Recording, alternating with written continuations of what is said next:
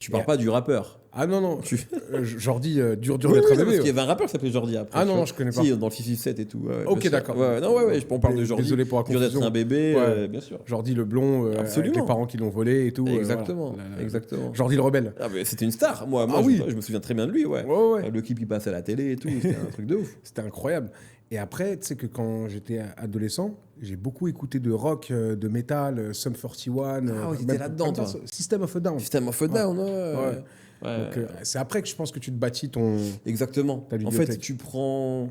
Je pense que c'est à ce moment-là, l'adolescence, tu vois, parce qu'avant, t'as pas forcément d'esprit critique. Tu vois, même les films, je sais pas, tu regardes un peu ce qu'on te dit de regarder, t'as un peu les mêmes goûts que tout le monde dans la cour de récré. Tu vois, il y a un super-héros, tout le monde le kiffe, t'as pas encore tes goûts à toi, en fait, tu vois. Et je trouve que ton libre arbitre, il arrive un petit peu, à l'adolescence, à 15, 16 ans, ce que t'aimes vraiment, ce qui te ressemble le plus. Et c'est là, moi, en fait, où je me mets à fond dans le rap, où ça devient ma passion principale, en fait.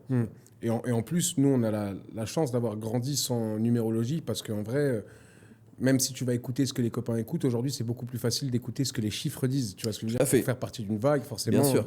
Ouais, c'est clair. Ça, c'est vrai que ça, c'est un truc quand même qu'on n'avait pas, l'accès à la data. Ah non, j'avais pas du tout accès. Moi, j'écoutais Oxmo Puccino, je savais pas ce que c'était un disque d'or. Exactement. Ou tu vois, mais tu sais, à chaque fois, je raconte ça. Driver, qu'on salue, quand même son premier album, là où il y a eu son tube, tu sais, petit doigt en l'air. Bien sûr, qui passait sur Zik XXL. Exactement.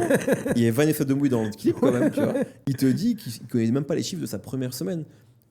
À l'époque, il ne les connaissait pas.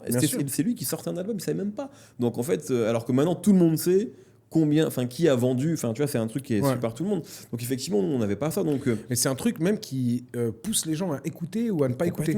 Donc c'est devenu une donnée importante. Et je suis content qu'on ait quand même vécu cette époque. Ailo son.